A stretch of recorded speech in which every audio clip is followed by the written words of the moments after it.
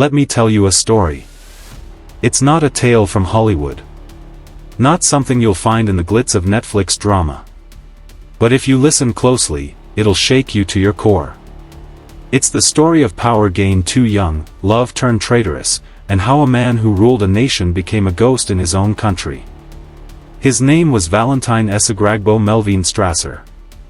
Once, the world called him a prodigy. A savior.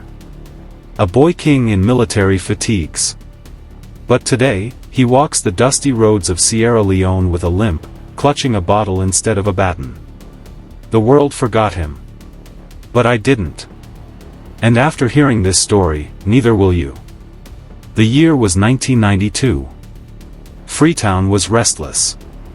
The air smelled of sweat, diesel, and fear.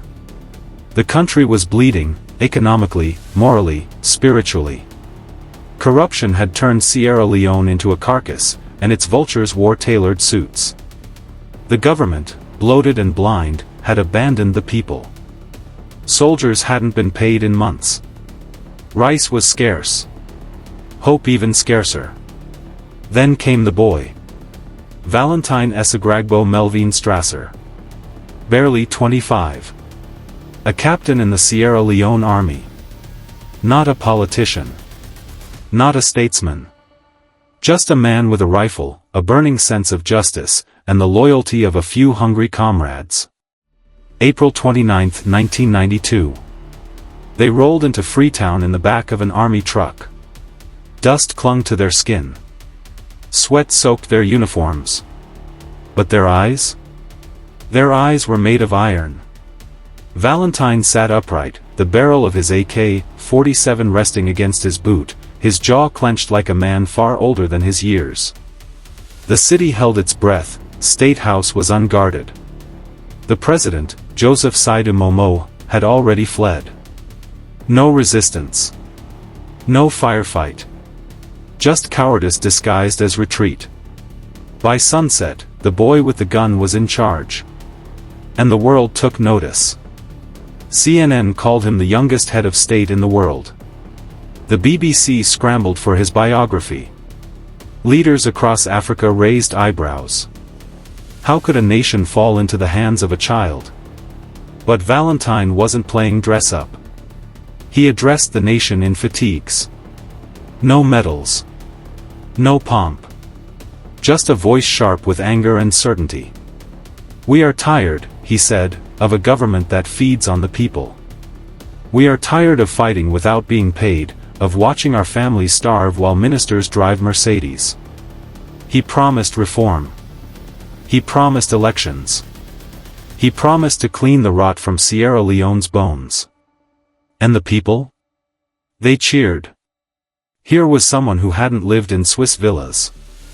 Someone who bled like them, sweated like them, knew the bite of hunger. For the first time in years, hope didn't feel like a lie. But behind the applause, shadows stirred.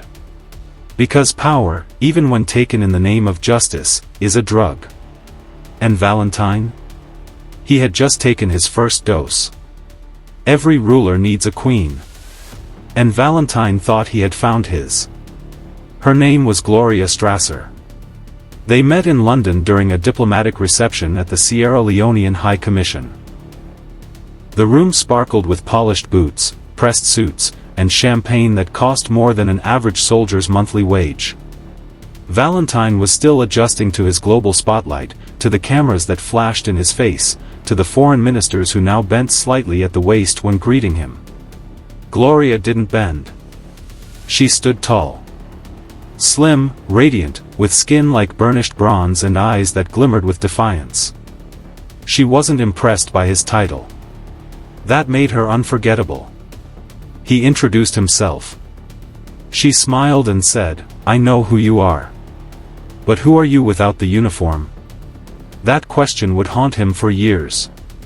Within months, they were inseparable. Gloria had grown up between Ghana and London. She had a law degree, a British accent, and ambition sharp enough to draw blood. She knew how to navigate power. More importantly, she knew how to make it feel like intimacy. The wedding was quiet, private. Only a few witnesses. The public never saw the ceremony. But by the time they returned to Freetown, Gloria was already being called the First Lady. She took to the role with style. Fashion magazines praised her. Foreign embassies adored her. But behind the closed doors of State House, Gloria had begun to maneuver like a seasoned player.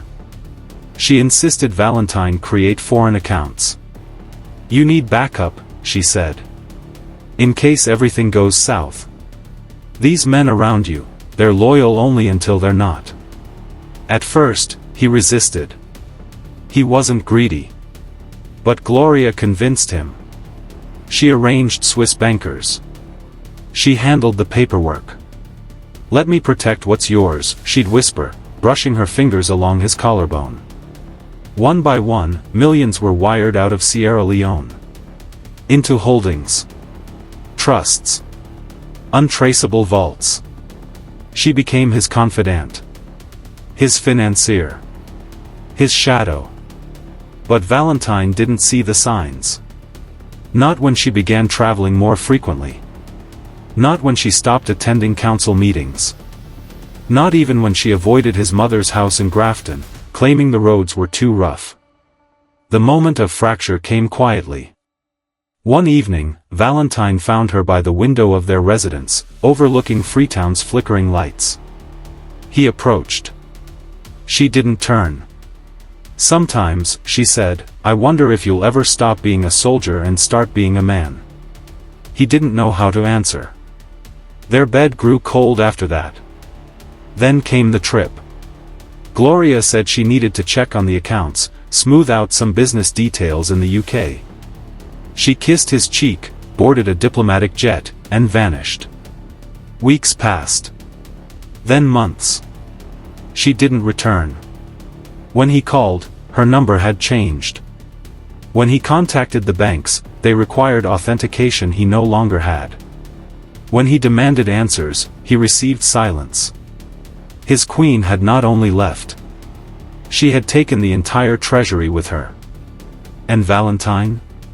He couldn't even prove they were still married. By the time the coup arrived, he was already a broken man. But he didn't know it yet. She never looked back.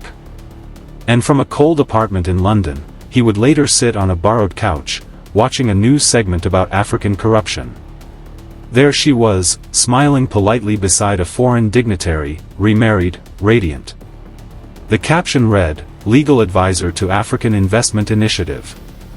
She had reinvented herself. But she had destroyed him. And in that moment, he finally understood the answer to her question. "Who are you without the uniform?" The answer was, no one she needed anymore. It didn't come with bloodshed. Not at first. No tanks rolled down the streets. No generals broadcast threats on the radio. No shots fired into the sky. The coup that ended Valentine's rule came like a whisper in the dark, a silence so sharp it made the air hum. By 1996, Valentine had been in power for 4 years. For long years of promises, failed ceasefires, economic collapse, and political isolation. The international community had grown wary. The people had grown hungry. The soldiers, his own brothers in arms, had grown restless. And one of them, his closest ally, was watching him carefully. Brigadier Julius Maada Bio. He had always been quiet. Calculated. Loyal, on the surface. But in the tension of sleepless cabinet meetings and the urgency of rebel advances, something had shifted. The whispers grew. Bio was tired of playing second. Tired of watching Valentine drown while wearing the crown. Valentine had no idea. His mind was elsewhere. On Gloria. On the banks that stopped answering his calls. On the growing suspicion that he had been outplayed on every front. One night, a convoy pulled up outside State House. No warning. No alarm. Valentine was summoned. Just a meeting, they told him. He walked in with his uniform neatly pressed. Still wearing his old boots, the ones he'd worn during the coup 4 years earlier. They clicked on the marble floors like echoes of a different man. The room was dimly lit. Bayo sat at the head of the table. "Your time is up," he said. No raised voices. No arguments. Just a single nod. Valentine stood still for a full 10 seconds. Then he turned, walked out, and never returned to the presidential office again. By morning, the National Provisional Ruling Council had a new leader. No press conference. No farewell. No resistance. Just silence. And the country? It didn't flinch. For Valentine, the fall wasn't a collapse, it was an evaporation. One day he was president. The next, he was gone. He tried to contact friends. Allies. Gloria.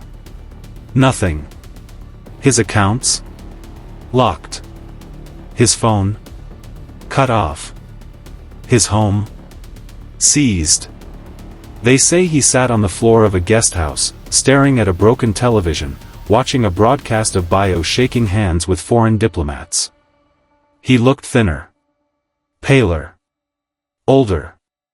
He had nowhere to go. Then came the unspoken exile. A diplomatic flight. A one-way ticket to the UK. He left without ceremony. No applause. No honor guard. Just the weight of 4 years packed into a duffel bag and the ache of knowing the world had moved on without him. Valentine Strasser, once the youngest head of state in the world, was now a man without a title, a country, or a plan. He stared out the airplane window as the coastline of Sierra Leone disappeared into the clouds. And for the first time, he understood what true loneliness felt like. Not being alone. But being forgotten. A cold, gray morning greeted Valentine Strasser as he stepped off the plane. No welcoming party. No official handshake. Just the airport's dull hum and the muffled sounds of traffic beyond glass walls. He was no longer a president. He was a passenger. A displaced man with a diplomatic passport that now felt like a cruel joke. The city was a world apart from Freetown, its clean streets, the rush of red double-decker buses, the drizzle that never seemed to stop. Here, no one cared who he was. There were no parades, no chants of support, no national flag waving in the wind. Only the silence of strangers. He found temporary shelter in a shared apartment in East London. A friend of a friend from the diaspora offered him a couch, a blanket, and some tea. That was the beginning of his exile. He tried to stay busy. Enrolled in a university course in law and international relations. He told himself it was a way to rebuild, to stay sharp. But even the lecture halls were a battlefield of memories. Once, he had signed treaties and hosted ambassadors. Now, he sat in the back, unnoticed. He took up odd jobs to survive. Some say he worked as a security guard. Others say he did kitchen shifts in restaurants. The truth? It was all of that and more. Pride was no longer an option. Survival was the only goal. At night, he watched old broadcasts of himself on VHS tapes. There he was, standing in fatigues, giving speeches to the world. Promising hope. Declaring reform. And there he was now, a lonely man eating canned beans in a cold room, wondering if the world would ever see him again. He wrote letters. To former allies. To international organizations. Even to Gloria. None came back. He heard whispers. That she had remarried. That she was wealthy, respected, advising governments. Her new name was whispered in investment circles. Her face occasionally appeared in magazines. Always elegant. Always just out of reach. He stopped writing after a while. Depression crept in slowly. Like a fog, it settled into his bones. His weight dropped. His hair thinned. The sparkle in his eyes dulled. The same mind that once navigated coups and crises now struggled to choose what to eat for dinner. And still, no one called.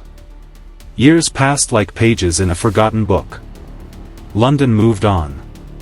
The world moved on. Valentine Strasser remained. A relic of a different time. A man exiled not by force, but by silence. And in that silence, he faded. But history is never truly silent. And the past has a way of dragging you home. It wasn't the triumphant return of a hero. There were no crowds. No banners. No brass band waiting on the tarmac. Just the stiff heat of Freetown air and the hum of a city that had long since forgotten his name. Valentine Strasser stepped off the plane with nothing but a tattered duffel bag and a hollow ache in his chest. It had been more than a decade. Sierra Leone had changed. The war was over. The skyline dotted with cranes and construction. But no one was building anything for him. He walked past immigration. No salute. No nod. Just a long look from an officer who squinted, uncertain. He took a shared taxi to Grafton, his mother's old neighborhood. The roads were worse now. Potholes the size of memories. Dust clung to everything like guilt. When he arrived at the house, he paused. The gate hung crooked. The yard overgrown. He knocked. His mother opened the door. For a moment, they just stared. Then she stepped aside without a word. He lived there for months. On a mattress on the floor. His body ached. His mind floated somewhere between shame and survival. Every day he walked to the roadside market. Bought bread. Drank gin. Sat in silence. People began to notice. Is that him? Can't be. That's Strasser. I swear. Some approached him. Took selfies. Others offered condolences, not conversation. And some just stared, uncertain whether to pity him or fear him. The government offered nothing. No pension. No apology. No seat at any table. He was 40-something going on 70. One day, a local journalist asked for an interview. Valentine agreed. In it, he said, I don't want sympathy. I just want peace. But peace, like power, is never given. It has to be rebuilt from the inside out. He tried to rejoin the army. Was denied. He applied for state assistance. Bureaucracy stalled it for years. At night, he would stare at the ceiling, wondering, was I ever meant to lead? Or was I just a placeholder in history's cruel game? Once, he had walked among kings. Now, he limped past schoolchildren who barely knew his name. And yet, he endured. He became a symbol again. Not of victory. But of warning. A walking caution sign, draped in fatigue and sorrow. Because in Sierra Leone, history doesn't retire you. It buries you alive. And yet, even from the grave, some stories refuse to stay dead. History has a cruel sense of irony. It doesn't always honor the bold. It doesn't always reward the brave. Sometimes, it picks a boy, gives him a gun, a title, a moment in the sun, and then strips it all away just to see what's left behind. What was left of Valentine Strasser? A broken man with a brilliant mind. A former president with no pension. A name whispered not in celebration, but in caution. And yet, his story is not just one of failure. It's a mirror. Because Strasser's life forces us to ask dangerous questions. What happens when power comes before wisdom? When a nation turns to youth not out of hope, but out of desperation. When loyalty is traded for self-interest, and love becomes leverage. The boy who once stood at the podium of the United Nations ended up standing barefoot in his own homeland, a stranger to the very streets he once governed. But he endured. Through humiliation. through abandonment, through the erosion of legacy. And maybe that, endurance, is the final victory. Because in every forgotten street corner, every rusted gate, every quiet sip of gin beneath the hot West African sun, Valentine Strasser remains. Not as a ruler, not as a warrior, but as a man who dared. He dared to lead when no one else would. He dared to trust when he should have guarded. He dared to love when the cost was everything. And though the world turned away, his story is not erased. It is carved in silence, in scars, in the dust of his footsteps as he walks forward, still searching for peace. And so, dear listener, remember this. Power can be taken. Titles can fade. Fortunes can vanish. But the weight of choices? That stays. So lead with caution. Love with discernment. And never forget the fallen lion who once roared over a nation, and was left to whisper alone. This is not just his story. It could be any of ours. Some say he walks with a limp. Others say he talks to ghosts. But anyone who's looked into Valentine Strasser's eyes in recent years knows one thing for certain. The fire never fully went out. Yes, time has dimmed his legacy. Yes, betrayal carved a trench into his soul. But there's something unshakable about a man who once held a nation in his palm and still lives to tell the tale, even if no one is asking to hear it. He spends most days alone. A faded blue cap shielding his eyes. A dusty chair beneath a mango tree. He doesn't speak of the past unless pressed. And even then, he only smiles, says, "It was what it was." But his presence whispers louder than any speech. Children walk past him unaware they're crossing the shadow of a fallen empire. Politicians quote ideals he once tried to live by. And every so often, a soldier straightens his spine when they hear the name Strasser, because buried beneath the ruin, there is still a legend. He is not waiting for redemption. He is not begging for forgiveness. He is simply breathing. And in a world that loves to watch men rise and fall, there is something defiant about one who survives the aftermath. So if you ever find yourself in Sierra Leone, near Grafton, and you spot an older man sitting under a tree, don't just pass by. Look closer. You might just see the lion. Not roaring. But still alive. Still watching. Still reminding the world that history, like him, never truly dies.